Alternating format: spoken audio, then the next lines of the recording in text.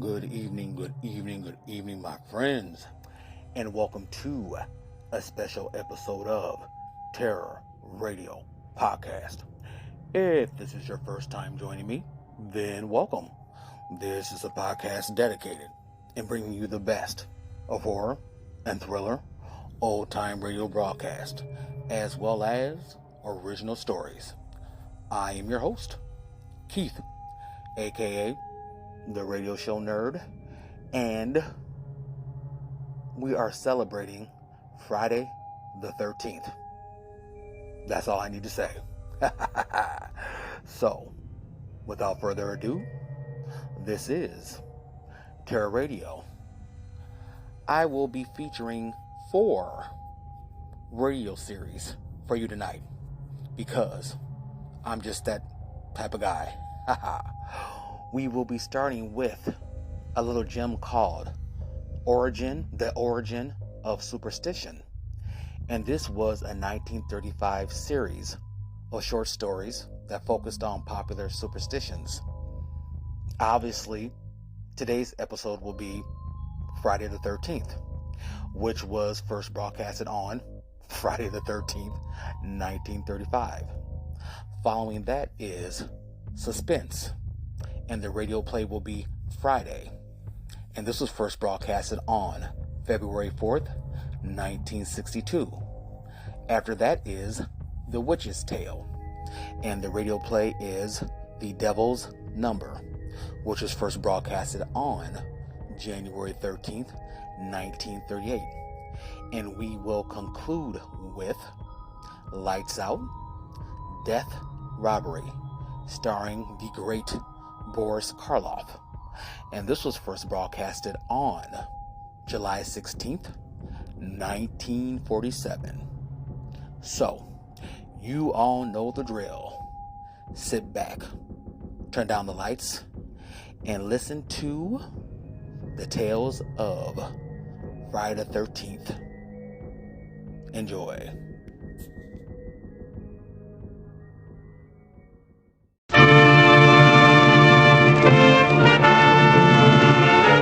Superstition on the air.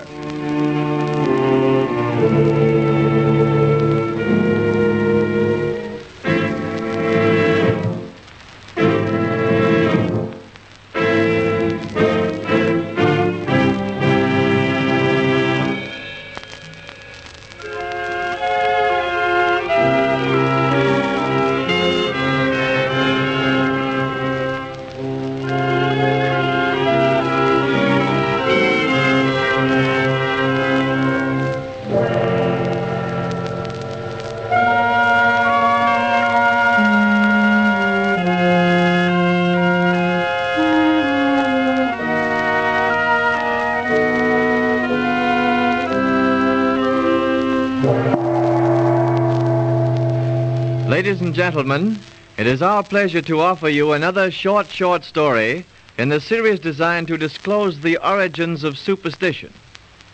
This one deals with the belief that Friday the 13th is an unlucky day.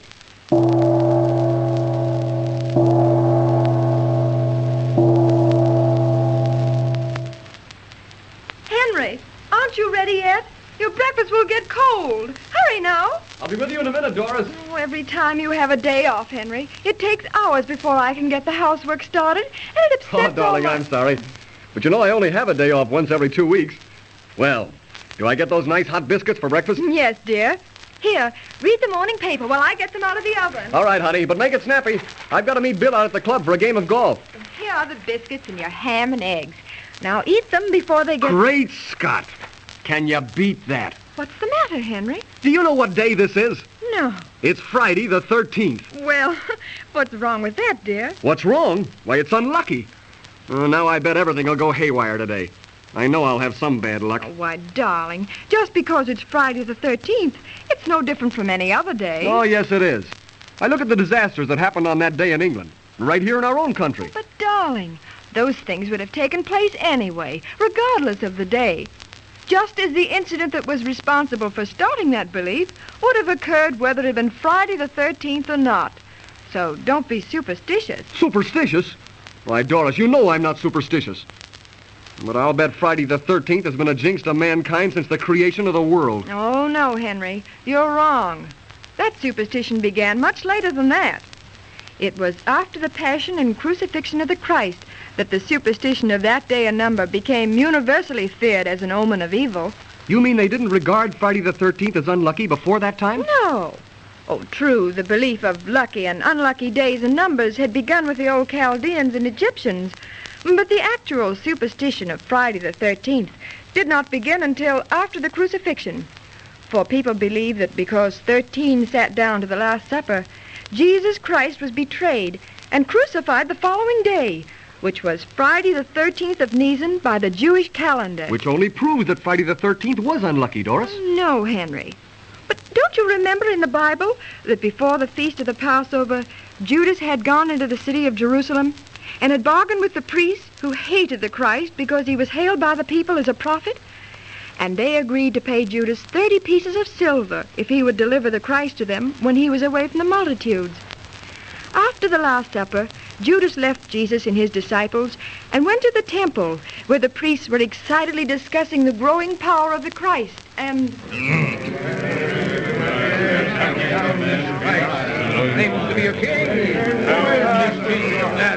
Silence, my brethren, silence. We must do away with this man, Jesus of Nazareth, for each day his power grows and he gains more followers. Yea, Caiaphas, only the other day the people did hail him as the son of David. 'Tis blasphemy. 'Tis sacrilege. He is an impostor. Let us take him. Nay, we cannot seize him while he's amongst the people who love him and call him master. But Caiaphas, what of this Judas Iscariot, to whom we paid 30 pieces of silver? He promised to deliver this Jesus of Nazareth unto us. Yea, Joshua, but we must have patience, for I did caution him to wait until the time that his master would be alone, so as not to cause a tumult among the people. Caiaphas, Judas Iscariot is here. He would speak with thee. Bring him before me at once. Now, my brethren, perhaps this Judas brings the news we're waiting for. Greetings, Judas Iscariot. Hast thou brought good tidings unto us? Yea, Caiaphas. Tonight as we sat at supper, I learned that the Master doth go into the Garden of Gethsemane this night to pray there, alone. Now is the time to take him. At last. But, Judas, how will the soldiers know thy master? I will go with them and greet the Master with a kiss. By that sign they will know him. 'Tis well spoken, Judas. Verily thou art the true Savior of Israel. Now thou must go with the soldiers to seize this Jesus of Nazareth before he suspects that something may be amiss by thy absence and elude us. Nay, Caiaphas, the Master doth know I will betray him. What? Meanest thou hast allowed him to suspect thee? Nay, but at supper tonight he did prophesy that one of his disciples would betray him. And when we all asked who it was, he said softly unto me, What thou doest, do quickly. And did the others know 'twas thou who would betray him, Judas? Nay, for he whispered unto me. And when I left, the disciples thought that I did go on an errand for the Master. Oh, then we must act quickly, for verily this man is empowered by the Prince of Darkness. Elias, take Judas to the soldiers, now, so that they may go at once to seize his master. Yea, Caiaphas, come with me, Judas. But Caiaphas, dost thou not fear that the people will cause a tumult when they learn that their master hath been taken? We must prevent that, Joshua. But how, Caiaphas? Thou and the other priests must stir up the people to lust for his blood. 'Tis easy to sway the emotions of a mob if ye work cleverly and carefully. Ah, thou art wise, Caiaphas. We must act quickly, Joshua, and crucify this man before another sun sets. Otherwise, 'twill be too late, for the holy Sabbath begins then. Thou art right, Caiaphas. We can do nothing on the holy Sabbath. 'Twould be a sacrilege. Nay, Joshua, but we must not fail. Tomorrow, Friday the 13th of Nisan, we will have crucified this Jesus of Nazareth upon the Mount of Golgotha, the place of the skull.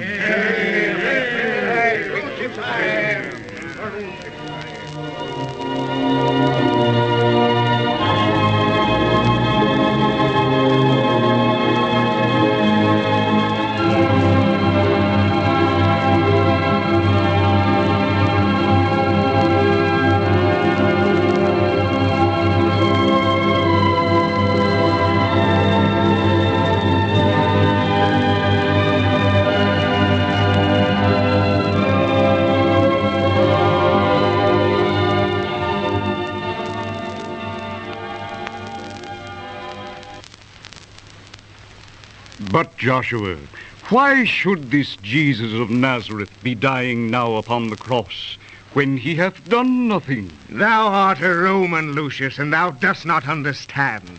This man hath called himself the King of the Jews and the Son of God. 'Tis blasphemy. But, Joshua, I have heard that he hath performed many wonders and done much good among the people. Ah, Lucius, he did say he would destroy the temple and rebuild it again in 3 days. And now thou seest he cannot even save himself. But behold, Joshua, his followers at the foot of the cross, how they love him and weep at his travail. He trusted in God, Lucius. Let God deliver him now, if he will have him. For did he not say, I am the Son of God? But see, he dies instead. Yea, verily. Oh, how darkly overcast is the sky, Joshua, and each hour it doth grow more black. Yea, Lucius, and the evening hath not yet come. But look at Jesus of Nazareth. He is dead now, for the soldier hath pierced his side with a spear. Behold, Joshua, the rocks are rent asunder, the earth doth tremble, and the skies roar with a mighty wrath. Truly, this man was the Son of God. Verily, Lucius, I cannot understand. See the people, how they cry out with fear and beat their breasts. Alas, Joshua, this day, Friday the 13th, will go down in the records of time as a day of ill omen. For verily, we have crucified the Son of God.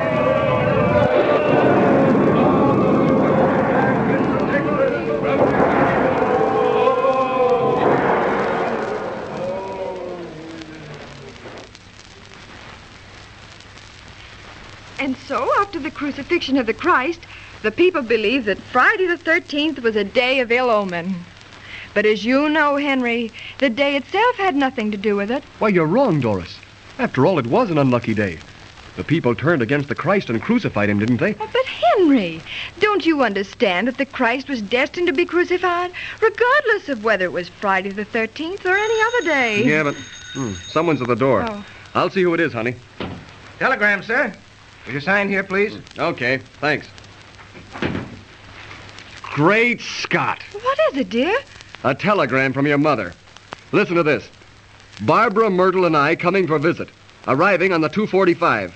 Have Henry meet us at station. Lovingly, Mother. Oh, Mother's coming. Isn't that marvelous, dear? Yeah, great. The last time your mother visited us, she stayed 6 months. Now she's bringing the whole family, and she'll probably stay a year. And you tried to tell me Friday the 13th isn't an unlucky day. Bah. And so, ladies and gentlemen, after receiving that telegram, no one will be able to convince Henry that Friday the 13th is anything but an unlucky day. Well, au revoir and good luck to you.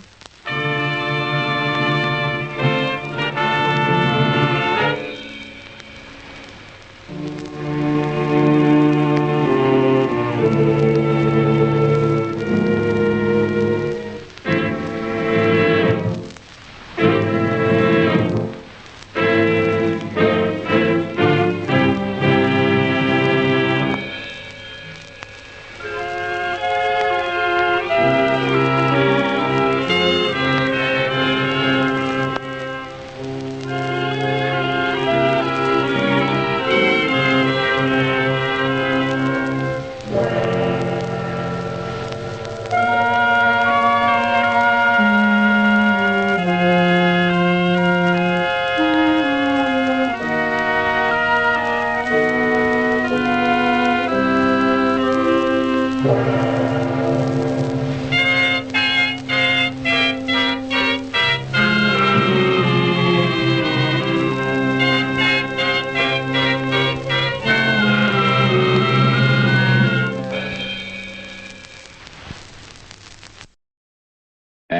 now, a tale well calculated to keep you in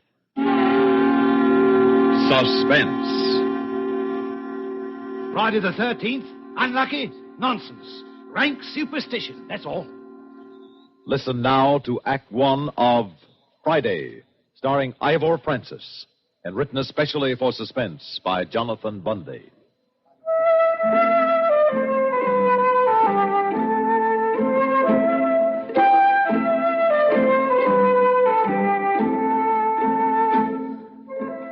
Look at it down there. Most beautiful little harbour this side of Clovelly and Plymouth O.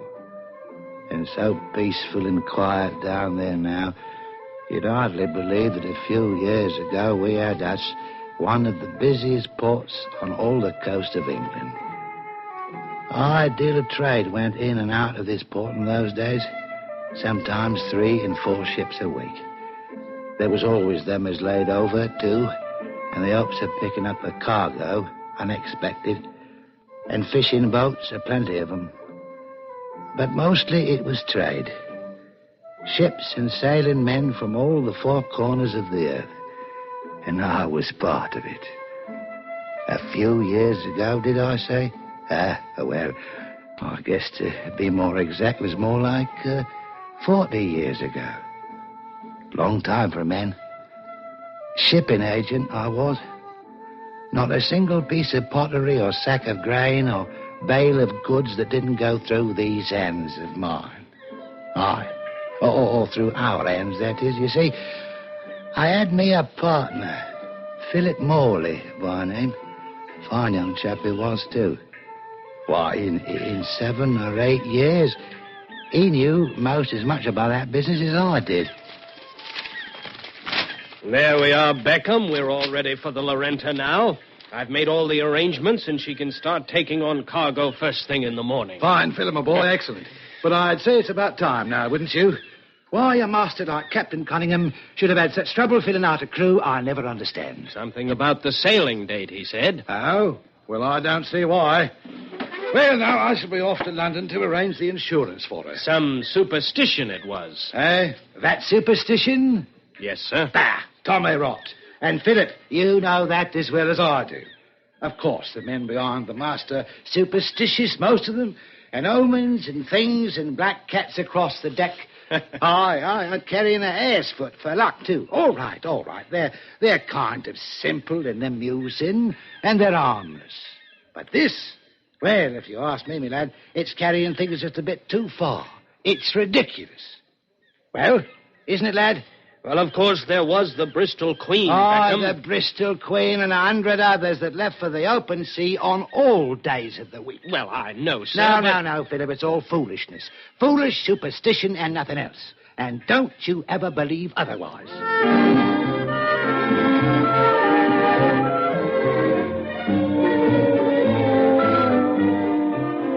So I drove me up to London town, the big insurance exchange. Biggest in the world it was, with more than 200 brokers sitting around their tables and all in touch with what was going on by the means of that marvellous invention, the telegraph. And I talked with my old friend, Mr. Edward Etherington, who handled all my problems back those 40 years ago. Here we are now, Mr. Beckham. A quill and plenty of ink. Good. Now, you say the vessel is named the Lorenta. Aye, Mr. Etherington, the Lorenta. One of the finest ships ever put to sea, sir. Oh, yes, I believe I recall having insured her once before, on a sailing out of Southampton. No doubt you have, sir. Still under Captain Halsey Cunningham? Yes, sir, the same. Good. Now the value of the cargo, Mr. Beckham? £15,000. Oh, 15,000, eh? Aye, sir. We're loading her with finished woolen goods to be carried to the port of Philadelphia in America. Good. It's surprising how much the trade of that young country has increased recently. Ah, it is. Yes, especially with so much political strife between its north and south. Ah, but Mr. Etherington, I confidentially predict that one day the international trade with America will be second only to the trade with England. Oh, yes, perhaps so. Well, now, you wish full coverage? Full coverage, sir. Very well. £15,000 in finished woolens. Aye. And the destination is the port of... Oh, by the way, Beckham, have you set the sailing date? That I have, Mr. Etherington. And what is it, please? April the 21st. Let me see now. That would be... No need to look, sir. That'll be Friday after the next Friday week. Ah, yes, Friday? On a Friday? That it is. Oh, no. Then I'm sorry. I'm very sorry. Eh? Now, what's the matter with that? I trust you aren't jesting, Mr. Beckham. Jesting? Hardly. You mean you don't know? I certainly don't. Well, then I'll tell you what's the matter with it. No, wait, listen. Now, you listen to me, Mr. Etherington. I won't... Listen! Gentlemen, I have a dispatch of great importance. The six-masted schooner Tremaine, long overdue at the port of Southampton. She is now known to have been completely wrecked in a severe storm off Basel Reef. All hands, all cargo, lost. There's your answer, Mr. Beckham. Oh, it is, eh? Aye. Because the Tremaine left her last port of call most ill-advisedly, sir. Left her port of call on a Friday. Well, now, don't be absurd, Mr. Etherington. Surely you don't think her sailing on a Friday had anything to do with this? Think, man. I know it did. And so do all the rest of the gentlemen here in the exchange. Ah, nonsense. Is it? Then what of the Klemper Hall that foundered in a hurricane off the coast of South America? But that was in... She sailed on a Friday, too. I know, but... And the Marley Kay that perished off the coast of Africa. No, wait a minute. And the Capricano off the Azores. And the Dorset. Don't you see? The Lee Cambria, the Plymouth Flyer. You name them, there have been dozens of them. All of them sailed on a Friday, Beckham, and they're all at the bottom of the sea. And do you mean to tell me, Mr. Etherington, that you...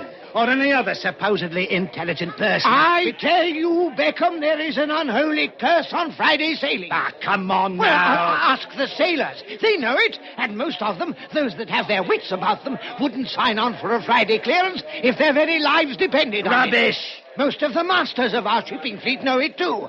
That I suppose you didn't mention a possible Friday sailing to the men of the Lorenta. Of course I did. And they all agreed to it? Yes, every one of them. Well, all but a stupid young midshipman who was easy enough replaced, and one of the galley boys. Well, does that answer your question? No. Can't you understand, sir? Can't you see the disaster you're courting by letting that ship go out on a Friday? No, I cannot. Believe me, sir, I've never heard anything so completely silly in all my life. Silly? Yes, utterly ridiculous. Well, that is not the way the Admiralty feels about it, Beckham. The Admiralty? Aye. And you can mark my words, sir.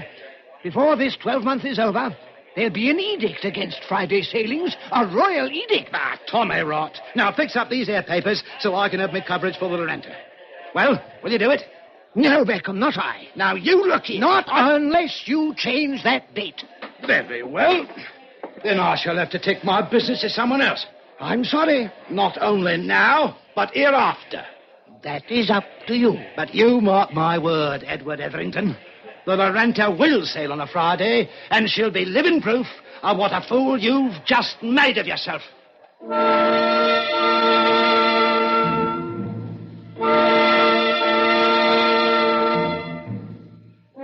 And so it was that I betook myself across the room to another of the insurance men, a younger man, intelligent-looking chap who I was certain would be above any such childish superstition. Oh, yes, sir. Beckham's my name, Henry Beckham. What? Oh, yes, of course, Mr. Beckham. I've seen you here many times. My name is Archcroft, sir. Mr. Archcroft? Won't you sit down, please, sir? Thank you. Rather a regular client of Mr. Edward Etherington, aren't you? Let us say rather I was. Was? Aye, but no longer. It may surprise you, after all these years of my dealing with Mr. Etherington, But I've now decided to let one of you other gentlemen handle my insurance business. Why, of course, Mr. Beckham. And I give you my word that you'll never regret it. It will be an honor and a privilege to serve as your account, sir. Thank you. And is there anything that I can do for you here and now? There is, today? Mr. Ratchcroft, there is. I need insurance on a cargo and vessel that's sailing to America shortly. Oh, fine, sir. And what is the name of the carrier? The Lorenta. Oh, yes, good ship, sir. Yes. Captain Halsey Cunningham, I believe. That's right. Mm-hmm. And the cargo, sir? £15,000 worth of finished woolens. 15,000 pounds in... Oh, yes. Mm-hmm. There we are. And the sailing date, sir? Friday, April the 20th. Friday, sir. That's right. I'm sorry, sir, but I cannot handle it. You... Now, look here, young man. Unless, of course, you change that date. Don't you see, Mr. Beckham? I see nothing. Silly, ridiculous superstition. That's all it is. I'll go elsewhere. Friday? Oh, no, you can't mean it, Mr. Beckham. I certainly do. Friday the 21st. And I'm sorry, but the answer is no. I'm sorry, Mr. Beckham. Friday? Sailing on a Friday, did you say? That's exactly what I said. Oh, then I'm sorry, Mr. Beckham. Now, just a minute, you. Just a minute. Friday? No, sir, I wouldn't think of it. Oh, you wouldn't? No, get someone else, if you can. Sorry, not I. Not for a Friday sailing. Oh, a No, sir. Sorry. Superstition, you hear me? It's all nothing but a superstition. Sheer, stupid superstition. By heaven, I'll show 'em. I'll show 'em if it kills me.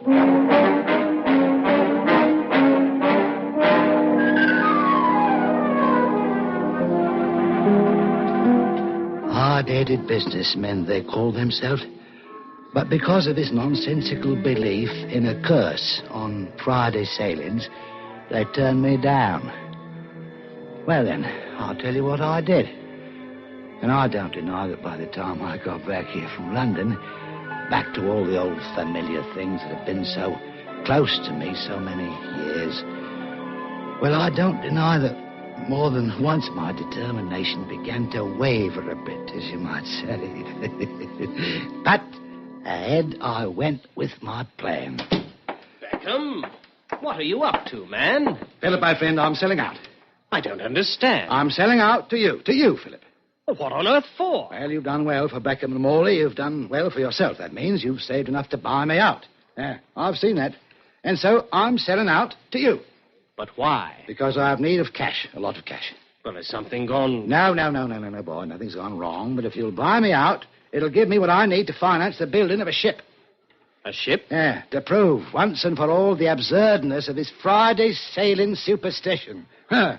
And anything else of the sort that's connected with Friday. Once and for all. Oh, I see. So if I can have your check, Philip, I'll make arrangements with Mr. MacBarskin, the shipbuilder, on, the day after tomorrow. The day...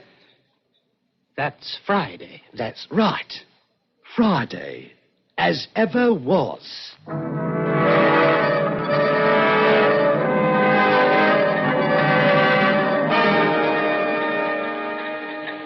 Yes. Yes, excellent, Mr. MacBarskin. And now then, build her as exactly as you've sketched her here, and she'll be exactly what I want. Very well. And if I understand you correctly, Mr. Beckham, you'd like me to begin construction right away. Just as soon as possible, provided that you keep with the schedule we discussed. Yes, of course, the schedule. Well, that means we can start a week from today. So if you'll affix your signature to this contract and the date, right here, please. Aye. Henry J. Beckham. And the date, please. Aye.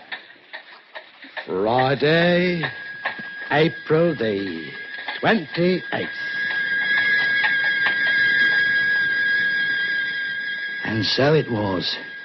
We'd made the contract on Friday, April the 28th. On Friday, May the 5th, began the building of the ship. My ship. And true to his word, Malcolm MacBarskin tended himself to every detail, and like myself, made certain there was no deviation, not by a single day, from the schedule that we had set. The date for laying of the keel was a Friday, And it was met. The frames were begun, the ribs and plating, and the deck structure, the caulking, the finishing, the painting. Every single step in her construction was begun on a Friday. And so it went on, through May and June, July, August, and September.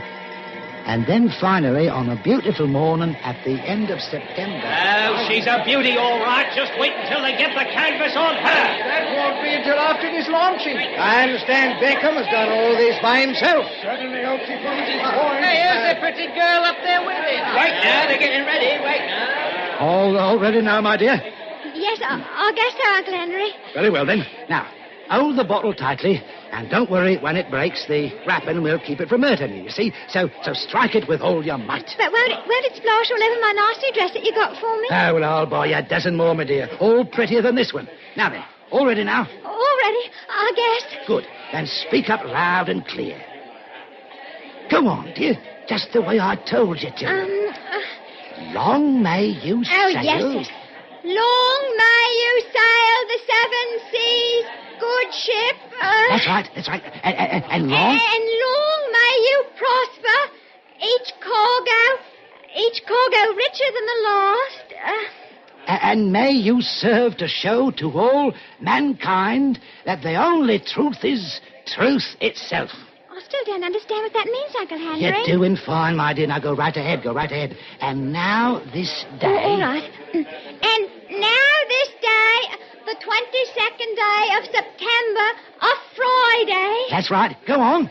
I christen thee to be known herever after as the good ship Friday.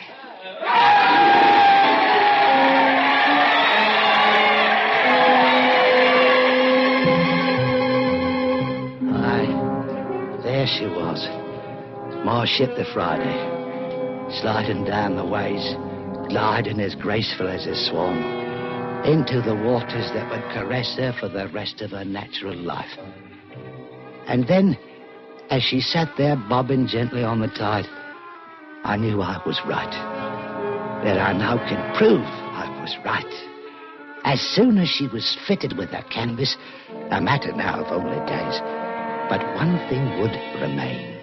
Aye, the fitting climax to my plan. The fitting final proof.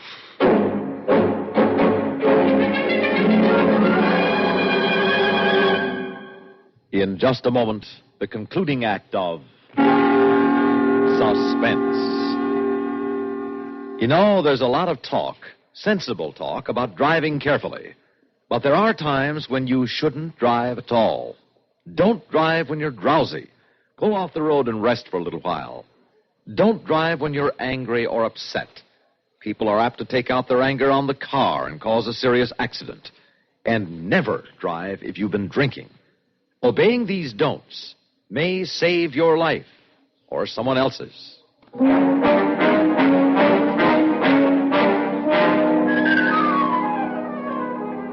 And now my ship, in order to fulfill its destiny, required not only the best of crews, from first mate to cabin boy, but the finest master I could find.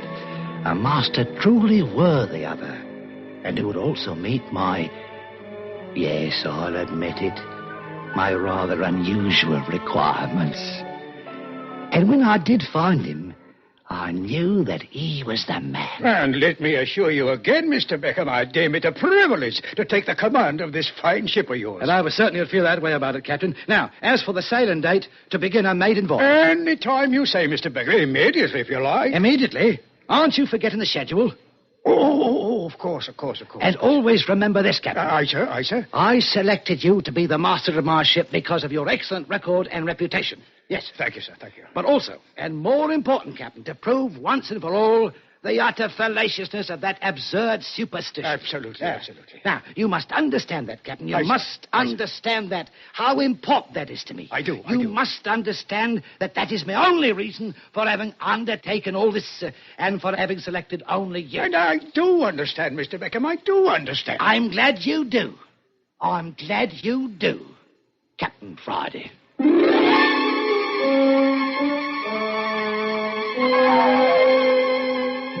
finally, then, the day. And there she was, my fine new ship, the Friday, conceived on a Friday, built on a pattern of Fridays, christened and launched on a Friday, under the command of Captain Friday.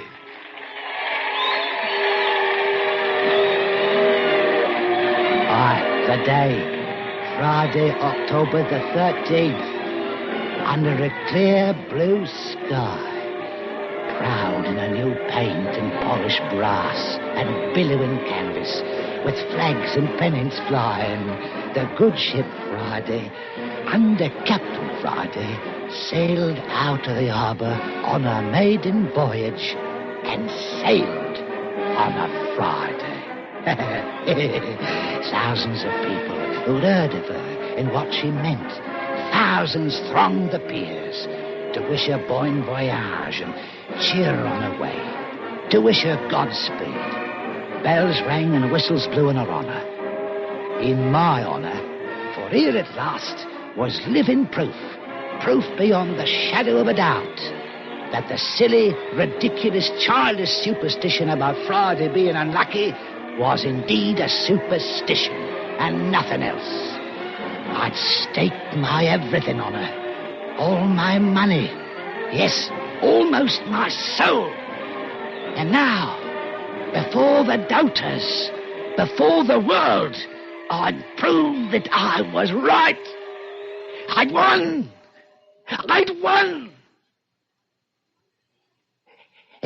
Except for one thing. The ship was never heard of again. Aye. The ship was never heard of again.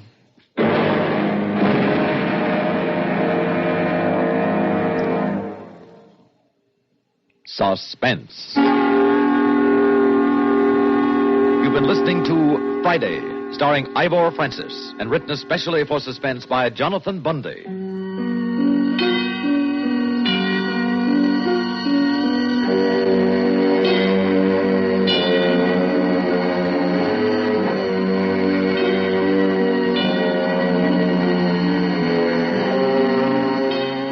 Suspense is produced and directed by Bruno Zerato Jr., music supervision by Ethel Huber.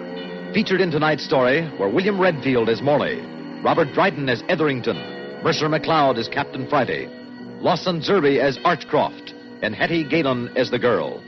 Also in our cast were Bill Lipton, Herb Duncan, and Dave Gilbert. We'd like to take this opportunity to thank Radio TV Daily and the more than 400 radio and TV critics and columnists who just voted Suspense the dramatic show of the year on radio. Listen again next week when we return with The Man Who Went Back to Save Lincoln. Another tale well calculated to keep you in suspense. Heavenly Days, it's Richard Hayes, Monday through Fridays on the CBS Radio Network.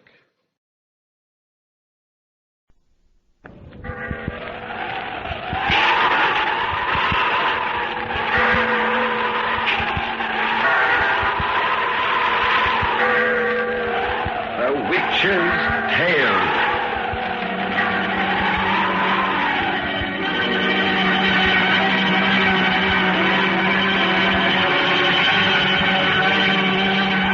The fascination of the eerie, weird, blood-chilling tales told by old Nancy, the witch of Salem, and Satan, her wise black cat. They're waiting for you now.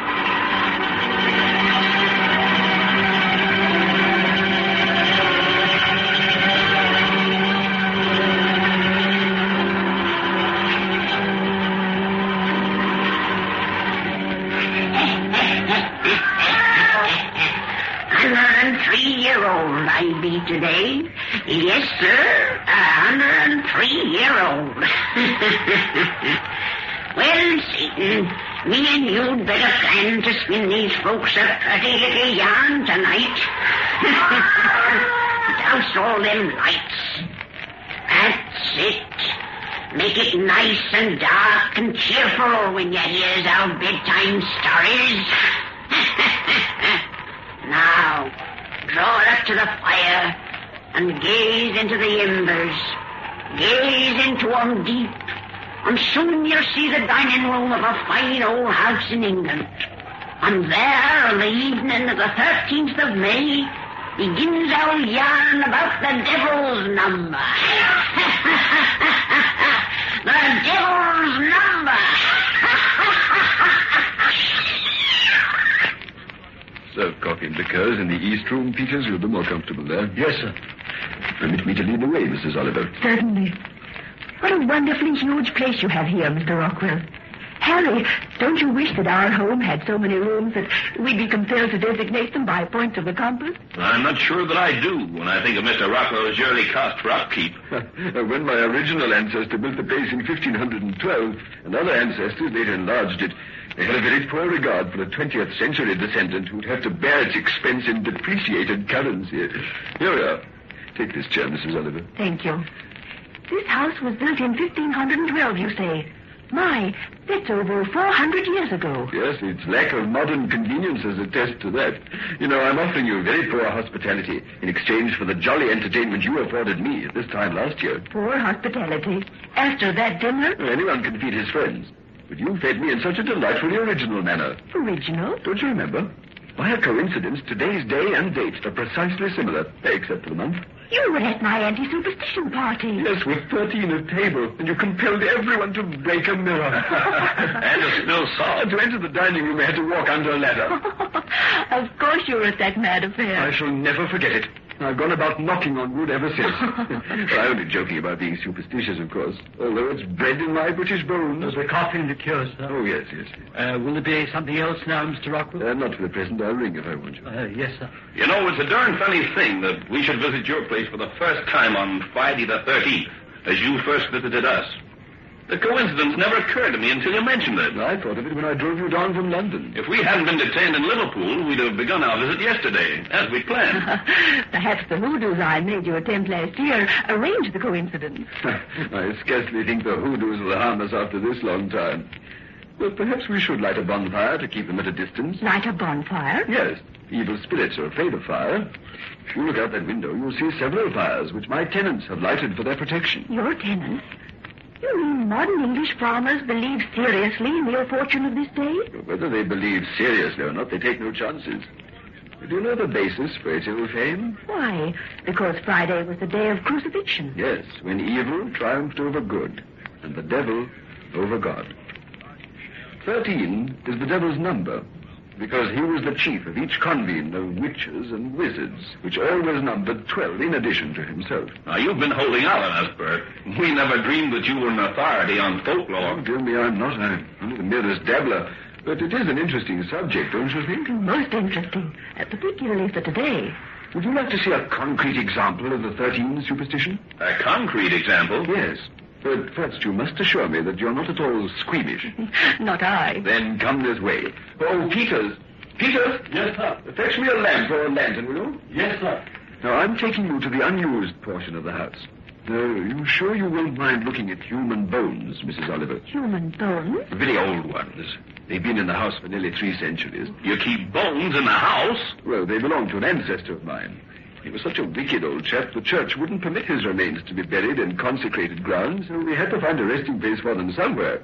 Besides, he wanted them to be here. Here's the lantern, sir. Oh, thank you, Peters. You're going into the old part, sir?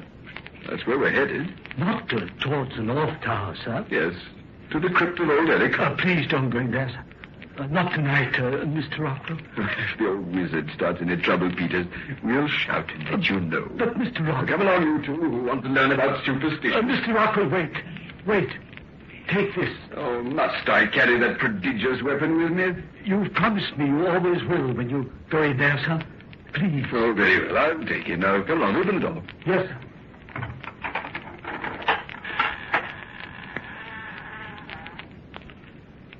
Give me your hand, dear. It's pretty dark in here. Yes.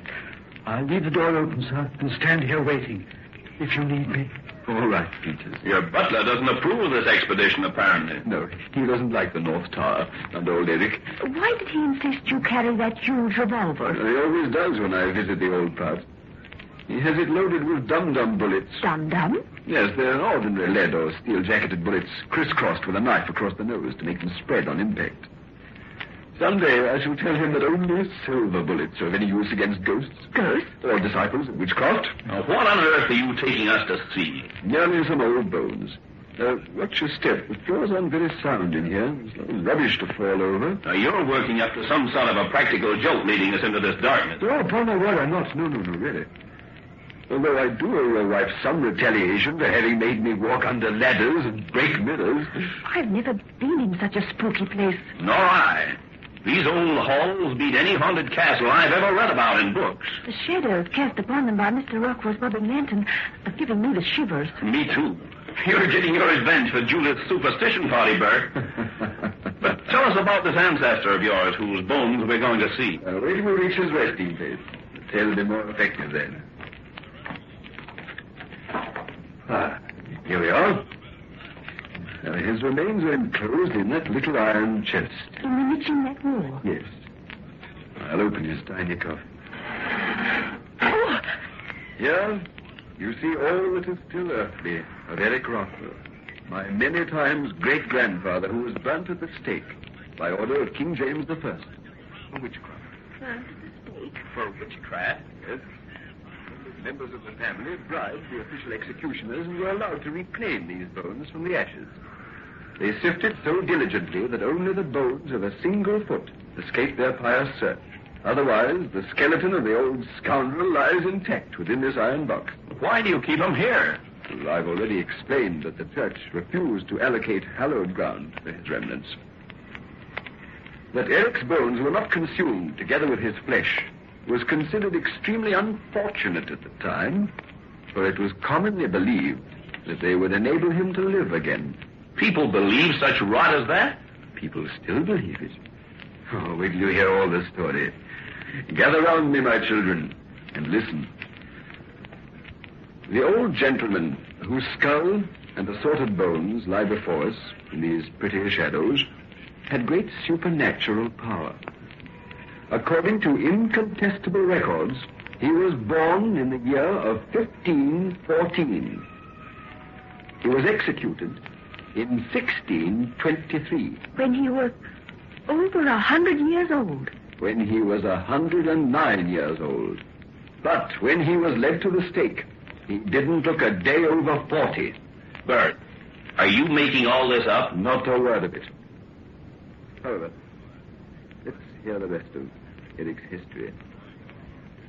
At his trial, it was proven that he'd murdered no less than 8 young girls. He'd murdered? Yes, for their blood, which he used as ingredients for a rejuvenating elixir which enabled him to defy old age. Well, that's crazy. I know it is, but according to the records, it worked. But how? Well, that the judges didn't learn. They learned he had lured young women to this house so that they might later become his victims, however. It seems he, in some way, managed to secure 13 drops of their blood, after which they became his slaves and did whatever he wished. 13 drops of blood? The devil's number. The number which makes people fear this day, even in the so-called enlightened age.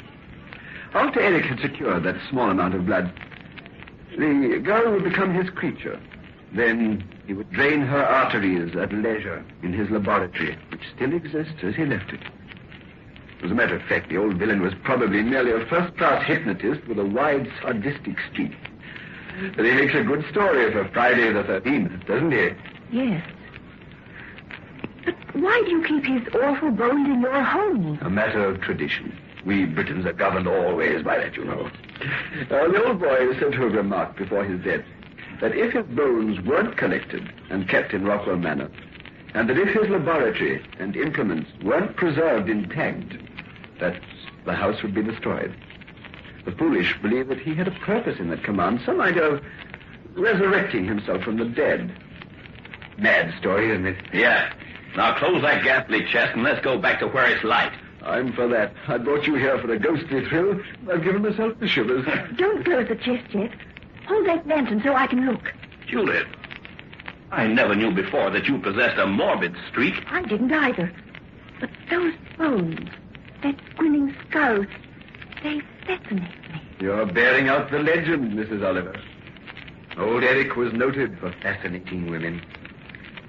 But I'll close the chest now, if you don't mind, and we'll go back.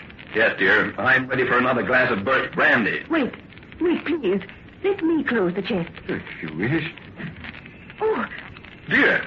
What's wrong? oh, I cut my finger on that rusty iron. Hey, hold that lantern here, Bert. I see your finger's bleeding. Hey, I'll bind it with my Oh, handkerchief. don't bother. It's just a scratch. Good Lord. What's the matter? Her blood has fallen on that skull. Well, why should that? Count those drops, Harry.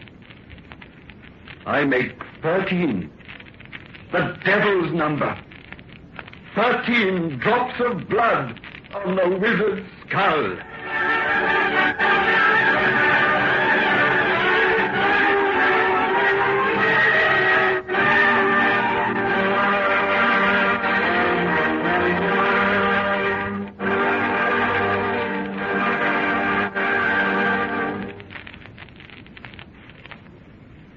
Honestly, Harry, if we hadn't known Mr. Rockwell for so long as the steadiest sort of person, I'd think he's a little mad. Quiet, dear. His room's next to ours. He might hear you. He certainly became upset about that blood, didn't he? His face was whiter than a sheet when we came out of that darkness into the lighted hall. And so was his butler's when he heard what had happened. It was strange, though, that you should cut your finger and that just 13 drops of blood should fall upon those bones after what Bert had told us. Yes. There were just 13 drops. Exactly. I counted them. They all fell on top of the skull, and it absorbed them like blotting paper. Coincidence, wasn't it? Yes. If there was any superstition in my makeup, I'd have been more shaky about it than Bert. Why? Would you think my blood could restore the old wizard to life? Oh, that's ridiculous. Why did you want to close that closet, Judith? I don't know.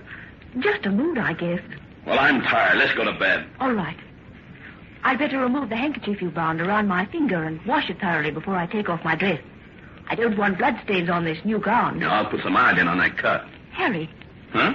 This is funny. What?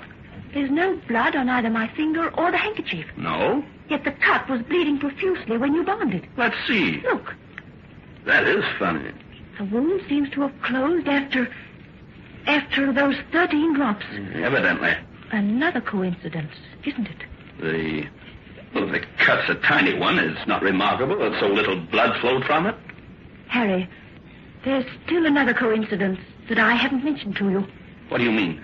When I reached out to close the lid of that chest, it fell upon my hand before I touched it. Before you touched it? Yes, it seemed to leap at me. Now, look here, Judith. You're not letting Rockwell's story of that old sawdust affect your good sense. You're not beginning to believe there's anything supernatural between this trifling accident? No, of course not. I'll take off my dress and we'll go to bed. We'd better. Bert's servants will be calling us for breakfast at 7. Look out this window. The farmers are still keeping their bonfires to drive the evil things away. Yeah, the idiots. For hundreds of years, they've believed the powers of hell are strong on this day of the devil's number. Dear, what's the matter with you? Oh, this huge, spooky old house, I guess, and this old country. I'm being silly. Unhook my dress, dear. I should say you are being silly. Now, hold still. What's that? What? Outside in the hall. Listen. Sounds like footsteps. Footsteps of a lame man. Yes. It stopped outside our door. Well, I wonder who... Well, I haven't seen any lame servants about the place. Now the steps are passing on. Well, why should they have stopped here? I'm going to see. No. Don't open that door. Judith, let me go. Don't open that door. What's the matter with you? Those steps came from where we saw that chest of bones from which a foot is missing. Harry! Hurry over there. Let me in. Bert! Open the door. I've got to talk to you quickly. What's wrong? Did you hear footsteps in this hall? Yes. They stopped outside this door and then went on. I didn't imagine it, then I didn't. Oh, what's wrong with you? Wasn't it one of your servants out there? This thing with a single foot, did it sound to you like a living human? No, it didn't. Have you both gone crazy? I think I have. For ever since your wife's blood fell on those ghastly bones, I've been like a timid child in the dark. And since those footsteps came and went, I'm frankly terrified. Sure. Don't call me a fool, a coward, a madman. I can't can't help it. I've got to see what is walking in this hall. Bert, come back here. He's running towards that tower. The man's out of his mind. You've got to stop him. It was from there those footsteps came. Oh, those footsteps won't hurt him, but he's liable to fall through a hole in those rotten floors without a light. I'll get him. Harry, don't leave me. Nothing's going to hurt you. Call the servants. Tell them to bring lanterns. I'll never be able to find Bert in this infernal blackness.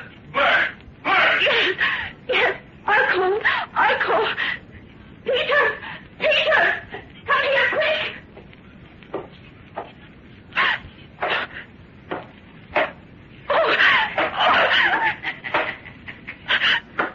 Please, don't scream. Gaze into my eyes and obey whatever I tell thee. You have no eyes. I see only a grinning skull. An awful skeleton that walks. You will see what my will demands. You will see the man I was in life. You are a man.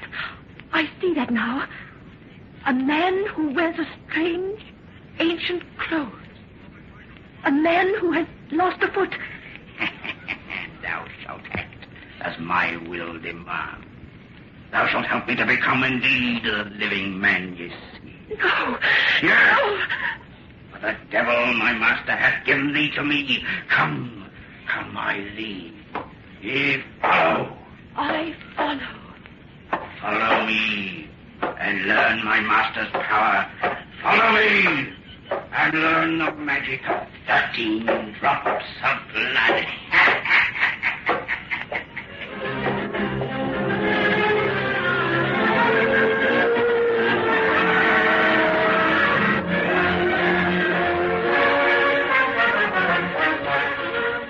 Those bones are missing from their chest, Harry. They're gone. They're gone. Someone's playing a practical joke. Those bones are gone because the legend's true. Because your wife's blood has brought that monster back to life. Oh, stop that, or you'll make me as crazy as you are. Now, leave me out of this darkness. I've got to see Judy. I've got to know that she's all right. Wait, did you hear that? What? I heard a door close. Back in the old North Tower. Why, I thought I did, too. That's where Eric had his laboratory, where he worked his filthy magic. Well, if we did hear a door, I'll not believe a dead hand closed it. What a fool I was to leave Judy. Oh, she'll be all right. Don't pay any heed to my imbecile hysteria, old man. Come on, here's the passage that leads to the lighted hall. You can see your door from here. Yeah, it's standing open where I left it. Judith probably has the servants with her now. Judith! Judy, dear! I found Bert and brought him back. Judith, why don't you answer me? Judith! Judith! She's not here. The room's empty. Good Lord! What are you staring at, Bert? What? Look, impressed in this carpet. It's the footprint of a skeleton, of a single bony foot. That door we heard closed. Judith! Quick, to the tower, man! The tower!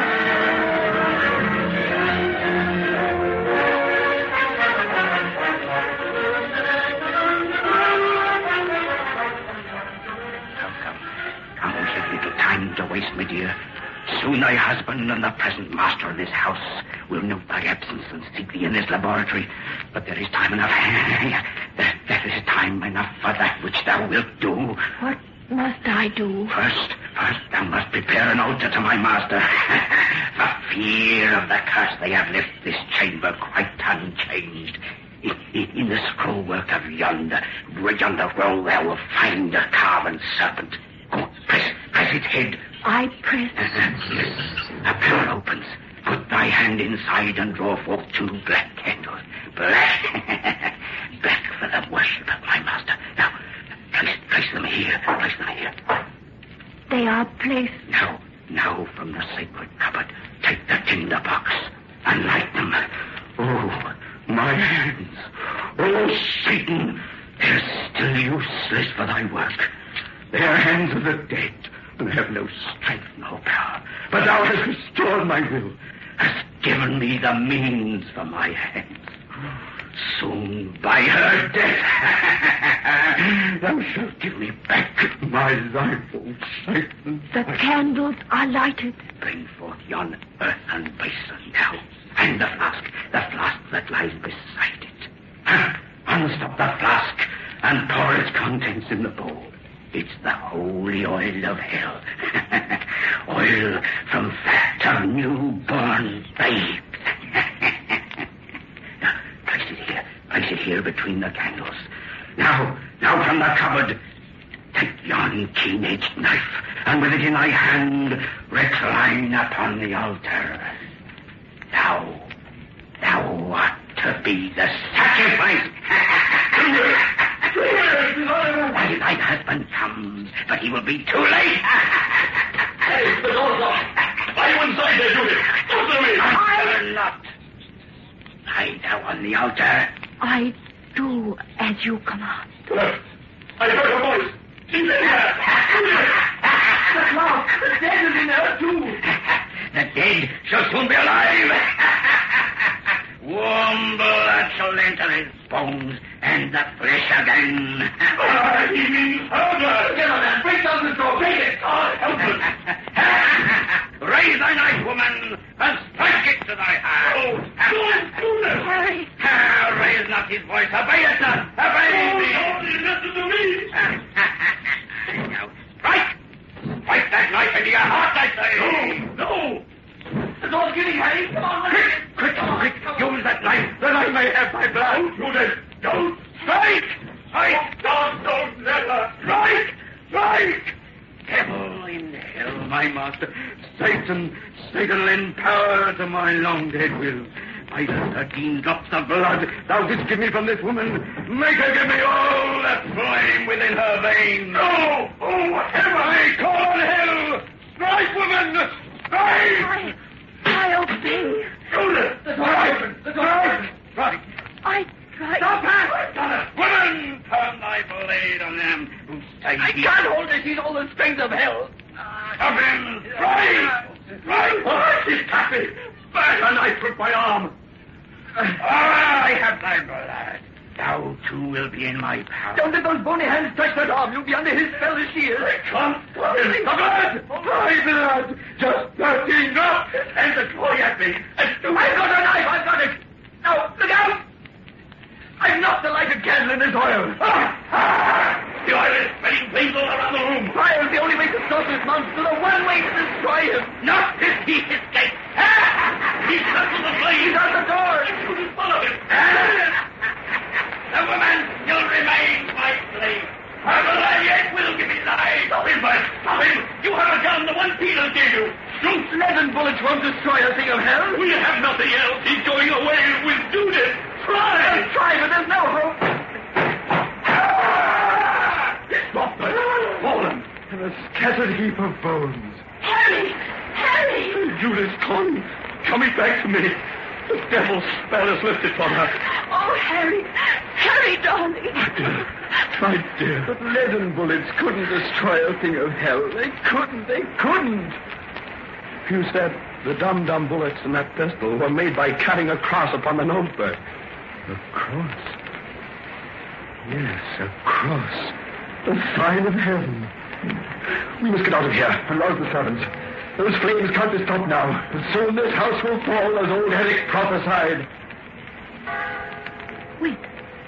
Listen. The clock is striking midnight. The devil's day is over.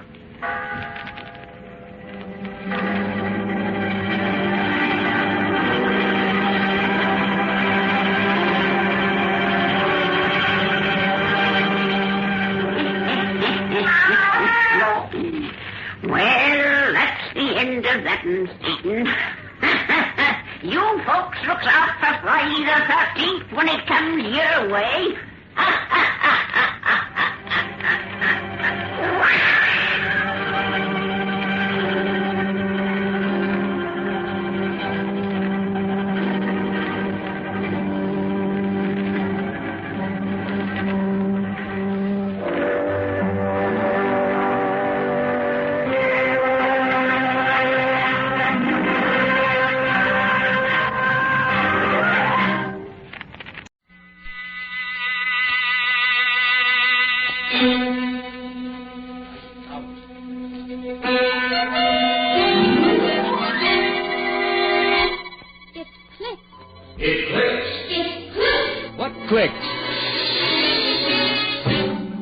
The Eversharp Chick Injector Razor, made by Eversharp, manufacturers of Eversharp Chick Injector Razors and Blades, and famous Eversharp Precision Writing Instruments.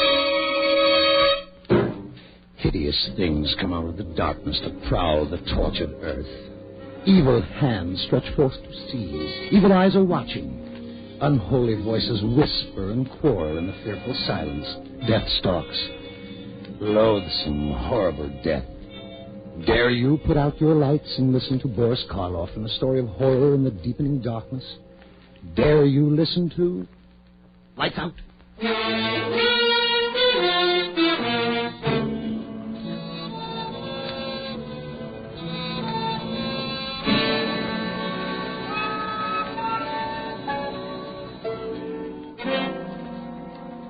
I'm glad you brought up the question of ethics, Ed. Sometimes I think science is too ethical. Stands in the way of research. I don't know, David.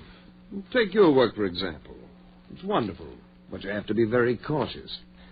I think working with monkeys is about as far as you should go right now. Oh, but Ed, David is past that stage.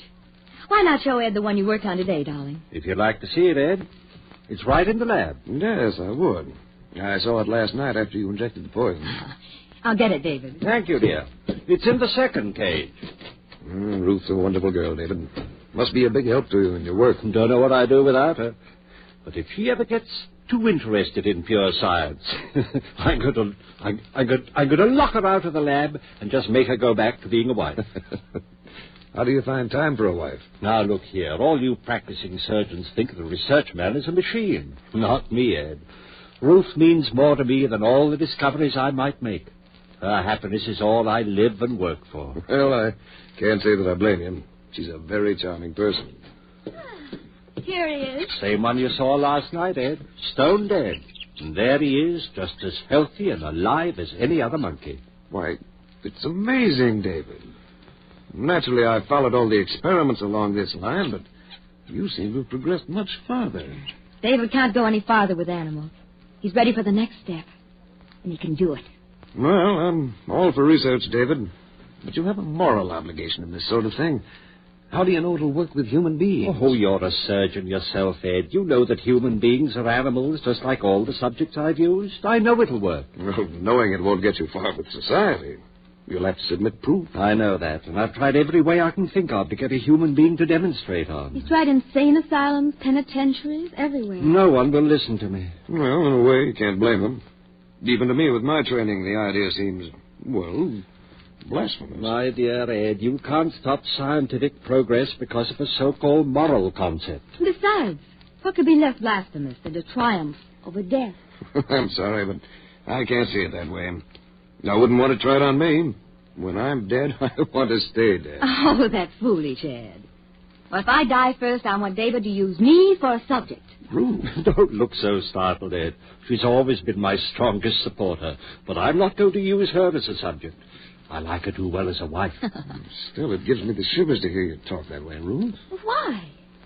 I've seen David's work grow to where the technique is perfect. Before long, his experiments will be recognized by the whole medical world. And if I can help him achieve that goal, I'm willing to do anything. Living or dead. I mean it.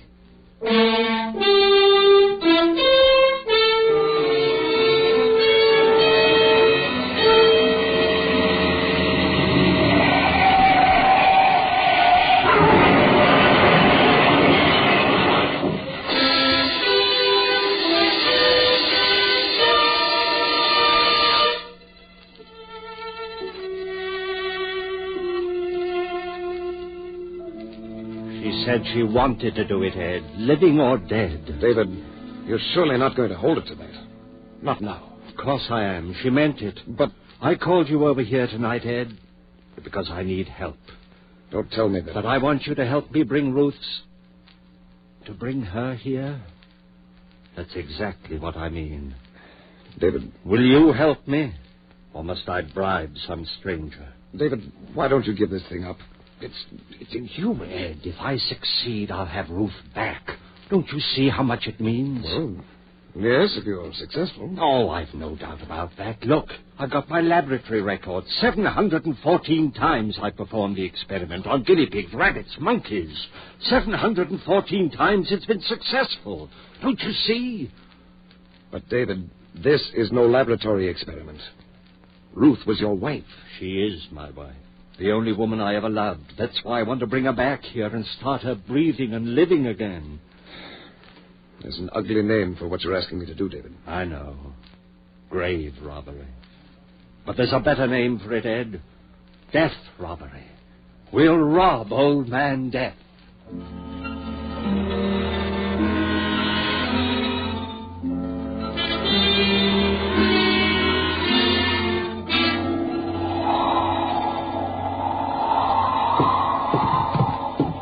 Kick the door shut.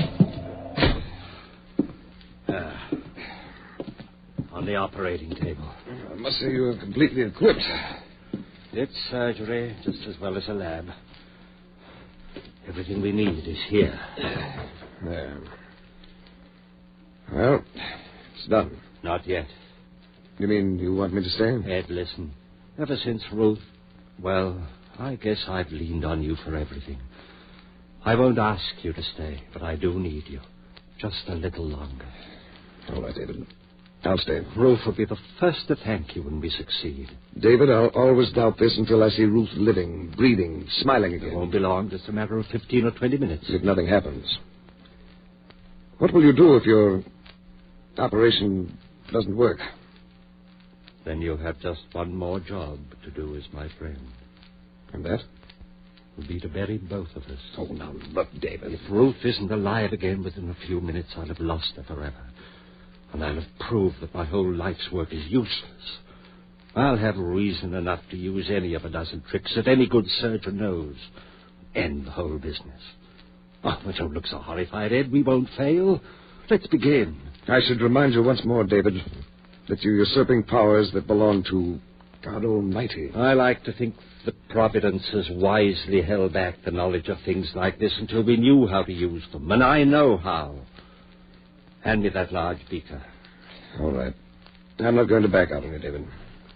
What shall I do? Do. You'll work as you haven't worked in surgery before. Thank heavens I've got your skill on my side. Now then, first strap the spigometer on her arm. I just happened to think of something. Keep moving. This is all a matter of timing. Yeah, but, David... Here are your instruments. And I want the incision right here where I'm shaving the hair. Make a small incision just at the fontanelle while I prepare the solution. David, have you considered... Please, work fast. But, Dave, what? She was embalmed, you know. Of course I know that. I've something to replace the blood and counteract the fluid. It's ghastly. Finish the cut. I know what I'm doing.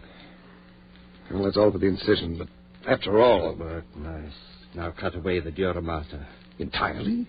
Leave the brain exposed? Yes, I'll fix that. I've done it 700-odd times. This is no guinea pig or monkey. Well, I hardly need reminding. Sorry. What's that? A compound I've synthesized myself. What is it? I call it digamma-paradiamine. Oh, I know that isn't chemically correct, but it's as close as I can get to it. I knew that something like it must exist. It took 3 years to track it down. It took me that long to make the first drop of it. Oh, you know what you're doing, all right. Yes, I do. Now, then, if you're finished, take the leads from that storage battery there and attach the positive to the silver plate on the shelf. Put that at her feet. I feel as if I were doing something unholy. Place the tip of the negative in the incision you made in the skull. Be sure the tip of the wire actually penetrates the pia mater.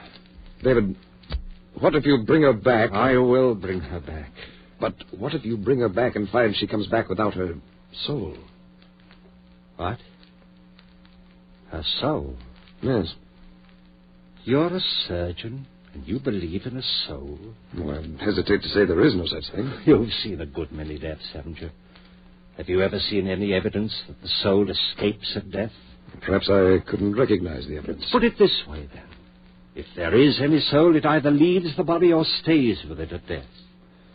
Now, no reputable surgeon or physician has ever been able to report the slightest evidence of the soul's having left the body.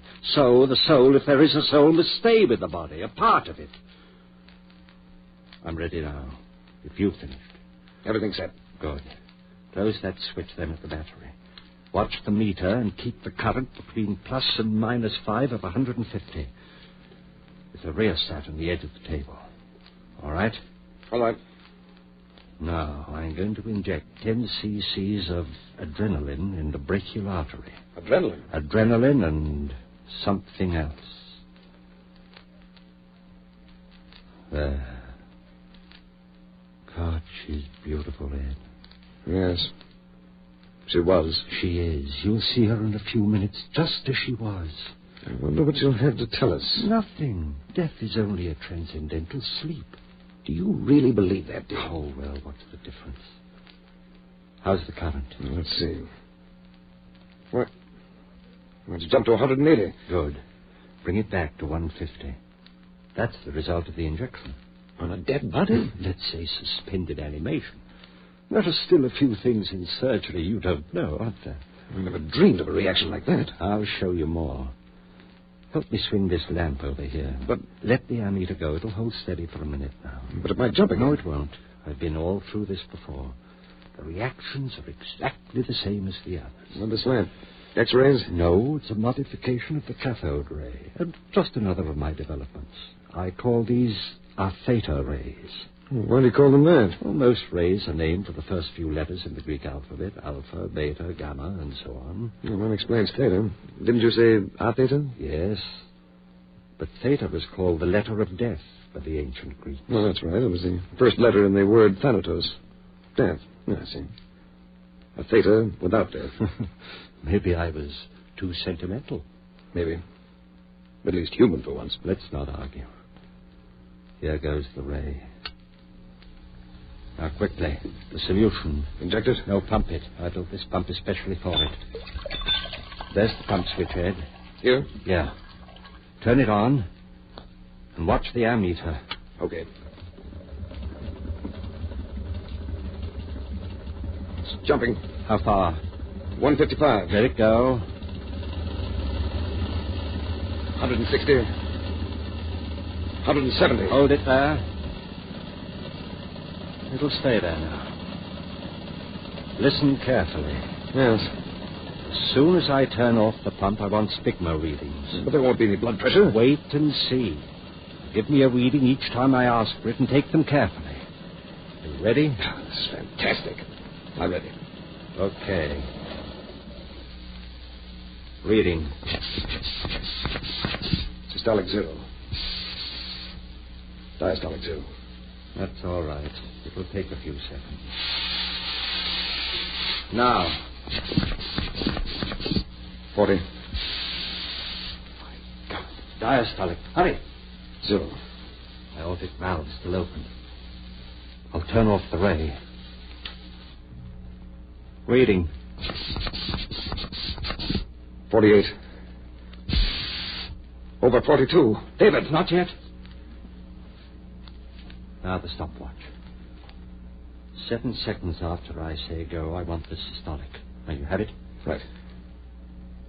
Ready. Now, go.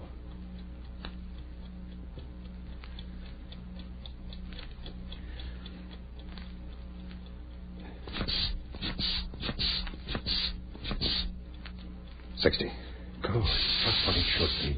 Lord, look at my hand. I don't wonder. Oh, darling, just a few more minutes. All right, Ed. Now the ray again. We'll know the answer very soon.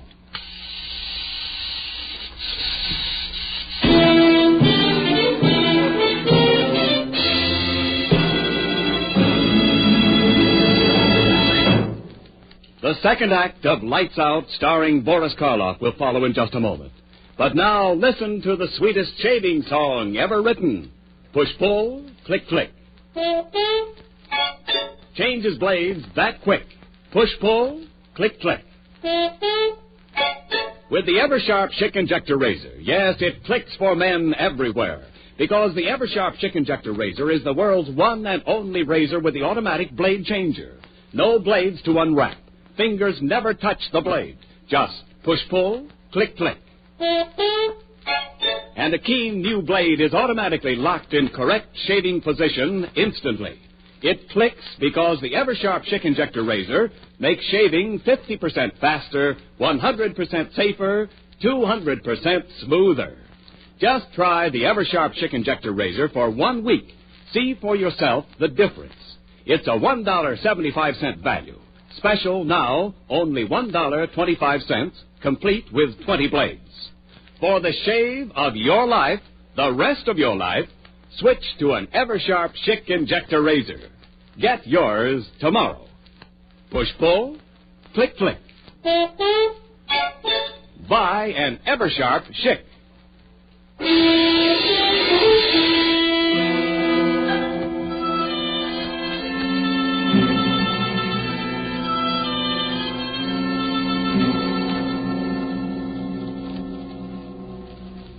How long do you use the ray this time, David? Not long.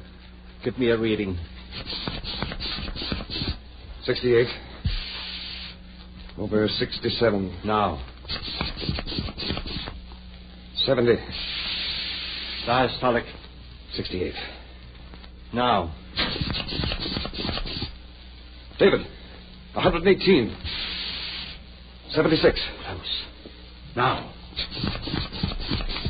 120. That's it. 80. The stethoscope. Quick. Here. Listen.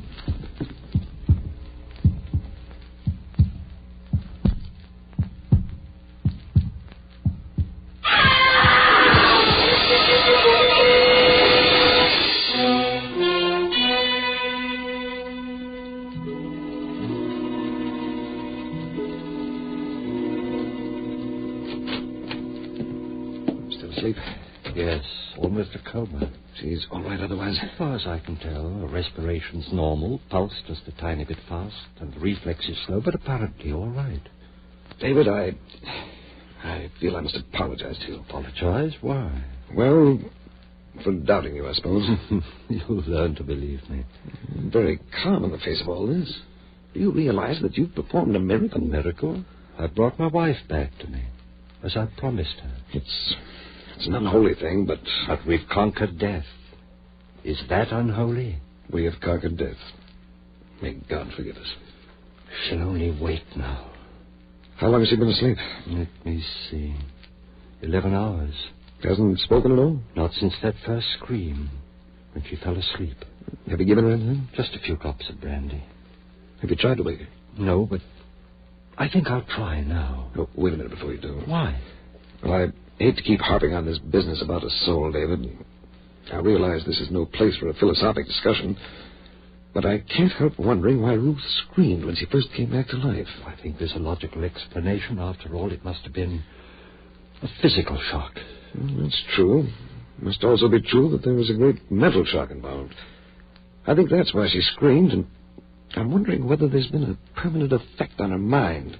Or, as I prefer to think of it, her soul. Oh, you're simply borrowing trouble, Ed. I've never seen any sign of permanent damage in my other experiments. Don't forget that Ruth was a human being. Well, there's only one way to find out. I'm going to wake her.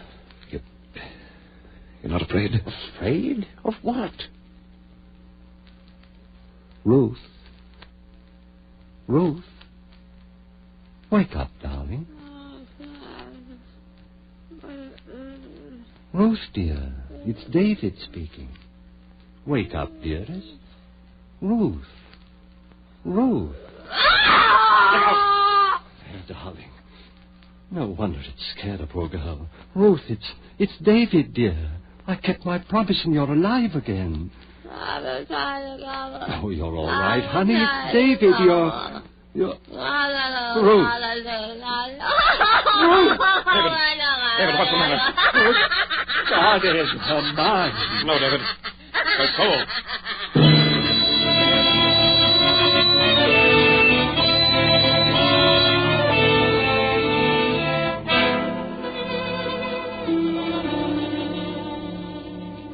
David, you'd better go out for a little exercise now. I'll stay here with her. I'll stay while you go out and walk around a bit. You've been there with her since 8 o'clock last night without any letter. Go on, I'll stay. Ed. I know, old boy. I'd give anything myself if we could undo what we've done, but... Ed, what can I do? Well, there may be something. Let's try an experiment when she wakes up again. What kind of an experiment? Well, let's see if we can talk to her. Get her to say anything. If we can get a flicker of intelligence, maybe we can teach her. Build up from a small fragment. Maybe it might work. I'm going to wake her up and try it. But not now. Why don't you take a walk? Relax a little. And get something to eat while you're out. Eat? I can't eat. I'm going to wake her. Ruth. Ruth. David, why not let her sleep? She's waking up now. Ruth. Hello, Ruth. Are you waking up? Poor child. Poor child. There. She repeats after me. A little. Maybe it will work, Ed. Ruth. David. It works. Seems to. Ruth, say I want a glass of water. Seems to. I want a glass of water. It's too long for her. Ruth. Say, Ruth loves David. Ruth loves David.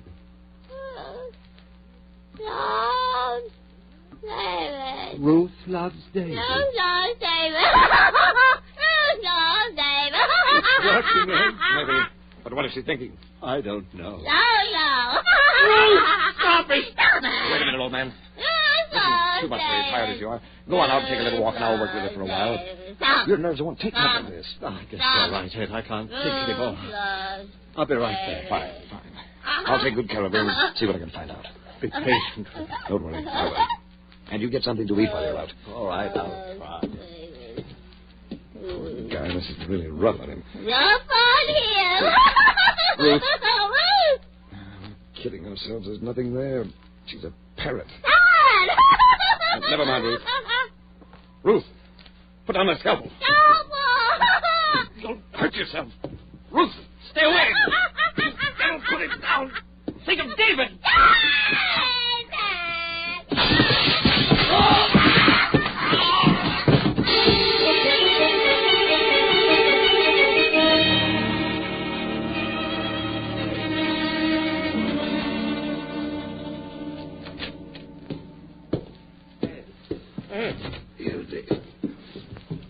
For God's sake, what happened? Ruth. Scalpel. I'll get something and fix you right up. Wait. No use. Now, look. Doctor. Artery. No hope. Ed. All right, Doctor. Your diagnosis is correct. A minute or two left. Ruth's hiding. Watch out. No soul. She'll kill you, too. What have I done, Ed? Everything I've done is wrong. Wonderful technique, Doctor. Congratulations. What about soul? Ed. Ruth. She's somewhere in the house. What if she gets out? And a scalpel in her hands.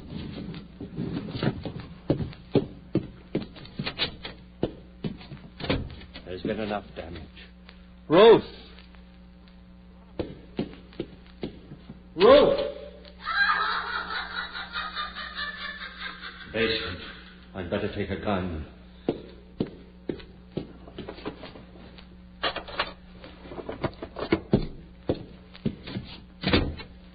Ruth!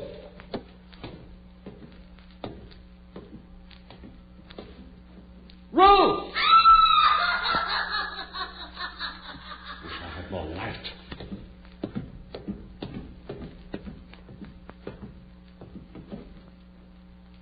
Ruth! Ruth!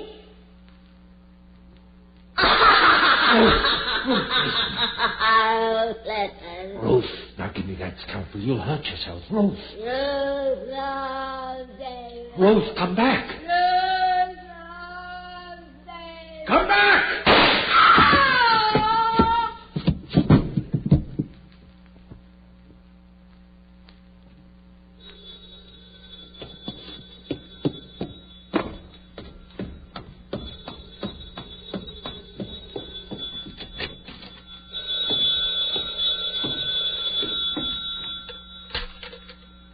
Hello? Yes? Oh. Hello, Doctor. Well, I've been busy in the lab. No, there's nothing new. Just an experiment. No. Like so many experiments, it just didn't work out.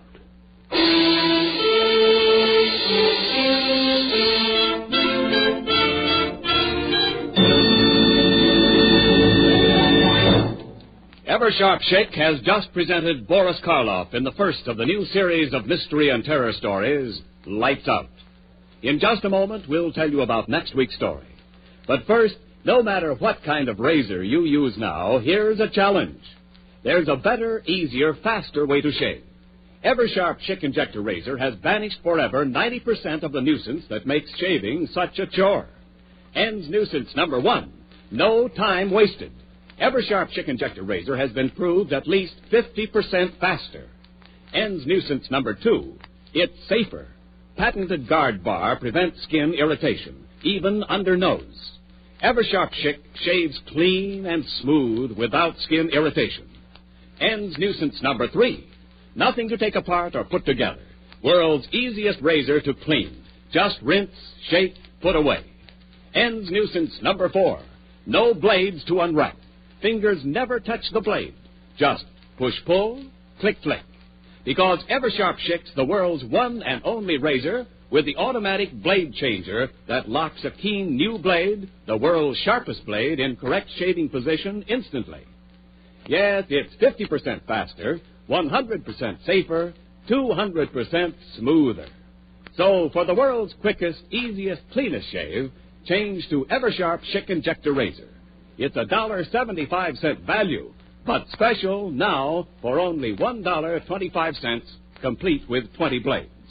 Buy yours tomorrow.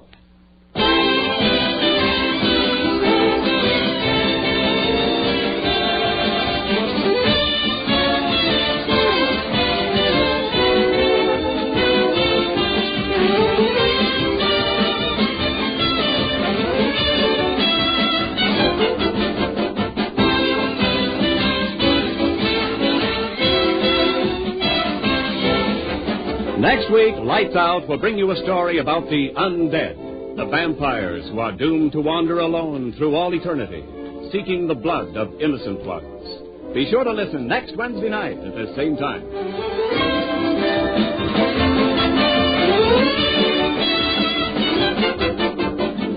Lights Out is produced and directed by Bill Lawrence.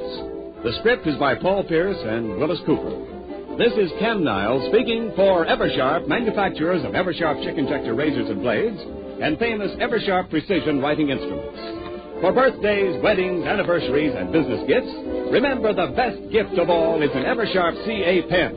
Buy yours tomorrow during the sensational Eversharp CA pen sale. Buy now and save as much as 60%. This is ABC, the American Broadcasting Company. Well, that is our show for tonight. I want to thank you all for listening. And remember, you can find me on Facebook at facebook.com/terror1970, or you can find me on Instagram at Radio Show Nerd. Or if you want to drop me a line, say hello, make a suggestion, a request, even a critique, respectfully, please feel free to email me at radioshownerd@gmail.com. I do have a YouTube channel, Terror Radio. Check it out. Like, subscribe, share the videos. It will be highly appreciated. Again, this is your host, Keith, better known as the Radio Show Nerd, loving my month of October and more spookiness to come. Signing off.